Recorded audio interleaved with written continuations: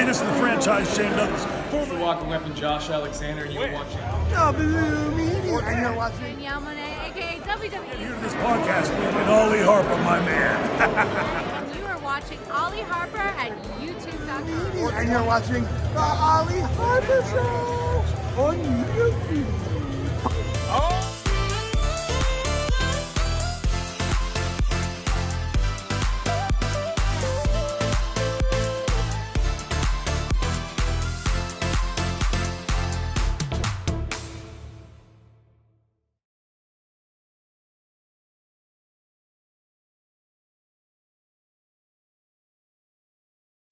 Hey, what is going on, everybody? It's me, Ollie, aka TNSAttitude, and I am back again here on YouTube.com for all things professional wrestling. Now, today, guys, I am here to talk all things WWE Monday Night Raw, the new WWE Monday Night Raw for January 6th, 2025, from Los Angeles, California, the Netflix debut. And I, you know what, I wanted to talk about this because let's be really honest here, guys. After Survivor Series War Games, you've got Saturday night's main event, and then it's going to be the Raw on Netflix. And I think that both Saturday night's main event and this Raw are going to be built up like PLEs because, of course, the Royal Rumble will be taking place very much at the beginning of February. So there is going to be a bit of a gap on terms of like for WWE to really do some significant event or programming that is going to be able to really just move forward almost like a pay-per-view or a PLE. You know, I still used to saying pay-per-view.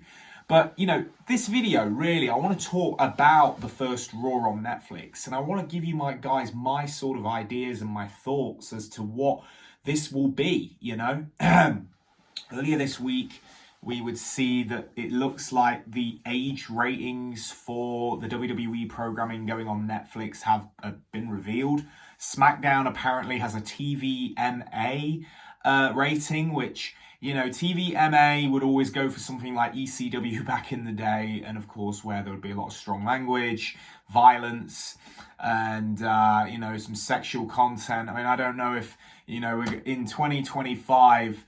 all of that will hit WWE. I mean, people seem to think that the Attitude Era is going to be like a renaissance and that's going to make its return. But, you know, I don't think that will be, you know, I don't think the Attitude Era is going to be, you know, repeated.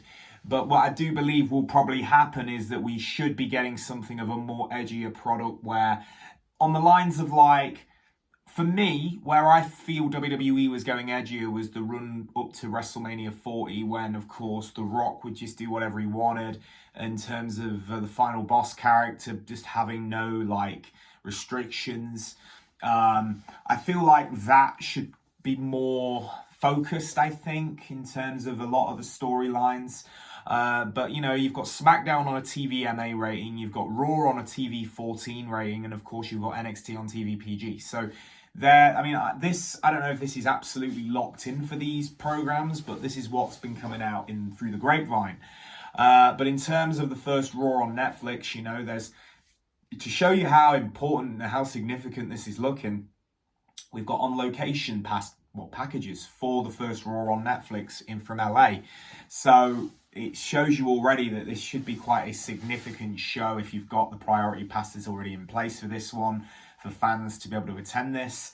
But in terms of who and what I think is going to go down on this first Raw, you know, John Cena's already pretty much said he's going to be at the first Raw on Netflix. This will absolutely set up the retirement tour. That will be the first thing. Of course, and it's also been said that, you know, the Raw and SmackDown weekly on Netflix are going to be 3 hours long, you know, and I think that with WWE right now, I think they're just going through the motions for the next couple of weeks, of course, and it's already been said, you know, Triple H wants to give the talent some time off over the holiday season, so this is why they're doubling up on a lot of the shows. You know, we're getting these tapings after a live one with SmackDown and Raw, and I do believe it's almost like, it feels kind of like unofficial off season right now.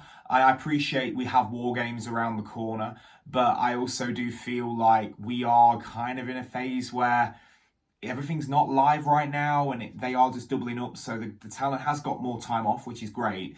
But I do believe that the significance shift in where the stories are going to be going isn't going to be until way after War Games, more into the Saturday night's main event and going into the holiday season. So, we are definitely at a point where this Raw on Netflix will absolutely, this first Raw on Netflix, I should say, will have absolutely big significance going into 2025, and the way they're going to build it is going to be huge. Travis Scott already announced for it, that's your pop icon appeal right there, I guess we should say. WWE always likes to get that pop culture in there in some way or form, so there you go. But it was with Triple H at Complex Con, he gave Travis Scott the hardcore title. So whether he brings that along or that is just a gimmick, who knows? Could you imagine the hardcore title back in WWE in 2025? I mean, it's something. I mean, they wanted to do something like that, I guess. But I mean, we did have the 24/7 belt, and that was trash. But yeah, in terms of this first Raw, I mean, like I say, already saying, we've got John Cena. I feel the final boss will absolutely be on that first Raw. This could, in fact, be his reveal as the guy pulling the strings all along for the new bloodline, because I do feel that that's the direction that, we've been going in from pretty much the first SmackDown after WrestleMania, with of course Solo then forming his new group, or the new bloodline. So to absolutely, I think The Rock being on that first Raw in LA is absolutely vital to really build up to the road to WrestleMania for 41 in Vegas. So yeah, that I can see hands down. Mania season will start on that first Raw. We're also probably most likely going to have some Royal Rumble qualifier matches. In terms of any big trades, I think there's also potential there. I do think that WWE does need a shake-up between probably the start of the new year. I think, whether they do a draft or they just do a bit of a, some trades, where there's news coming out that Cody and Roman are both going over to Raw. I think that this again will absolutely mean that, they've got to switch things up. Does this mean CM Punk maybe goes to SmackDown? I think could be something to think about. I think if Punk went to SmackDown, that could be pretty good, and Punk could absolutely make SmackDown his show. And, if Punk was to go, Punk and Finn on SmackDown, Cody and Roman on Raw, SmackDown, I don't feel... SmackDown can absolutely rebuild itself in this current era. They can become like SmackDown was in 2002, 2003, even 04, became the wrestling... did become the wrestling show. And I think Raw can carry on being the entertainment juggernaut with the wrestling in there as well. But yeah, no, in terms of that, I do think we should see a lot of foundation work put down on that first Raw, as I say, for the road to WrestleMania, with Rock and of course John Cena. So yeah, big stuff. I also think we could see some NXT Callups on that first Raw on Netflix. I do feel that they will definitely use that as an opportunity to do some call-ups. Whether Roxanne Perez gets the call-up on that first Raw on Netflix, I think would be definitely significant. Perhaps Trick Williams even would be a good one for a call-up. Even, I'm going to go as far as to say like Julia and Stephanie Vaquer. I think both of them could... some people might argue to me and say, hey, I don't think they're ready, but I think that some of these new bloods from NXT could be, refreshing for the brands going into 2025 and, find their place. But in terms of storylines, I do think that this will be a huge reset. I think that the reset is coming, as I say, January. We are now just getting through the last few weeks of the year, and this next few weeks is really just about, getting through to Survivor Series, get past that.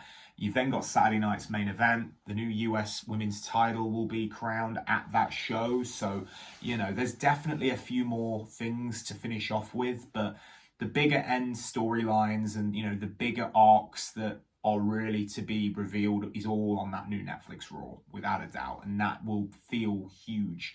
I mean, this could be the show Brock Lesnar makes his return at. I mean, there's also the potential of Brock coming back at War Games, but I just don't see that as impactful. I think Brock would more than likely be back in the running around that first Raw on Netflix to set up some program. Brock on the Raw, maybe Becky comes back on the Raw, and this is why I think this would then free up for Punk to go to SmackDown. Punk and Finn to maybe go to SmackDown. I think there's a lot of, and currently, you know, if you with the current WWE stuff right now, I think that the Finn Balor coming away from the Judgment Day is definitely something that I could see in the next few months. I feel like the Judgment Day has been kind of coming away a little bit now, so something to definitely look at going forward. But I definitely see Finn out of the Judgment Day 2025. But that's it, guys. I hope you I'd love to hear your thoughts. What's your thoughts on the Raw on Netflix? I mean, Drew McIntyre is still off. I mean, I know he's been going through, they were saying a lot of stuff on, he's been taking a break, so he's not been around since Bad Blood. So again, it's interesting to see where he'll end up, whether he'll be on that Raw or he'll be on going over to SmackDown, because I do think, they need to kind of keep the shows nice and balanced. But the rosters are solid at the moment, and I do think that the shows can absolutely balance themselves out with the right kind of trades and talent going over to where it should, where they can go. But guys, that is it from me. And as I say, don't forget to comment, subscribe, and like. I'd love to hear your thoughts. What would you like to see from the first Raw on Netflix of 2025? Let me know below this video. Let's start a conversation. And I'll catch each and every one of you down the road for another video. I'm out, guys.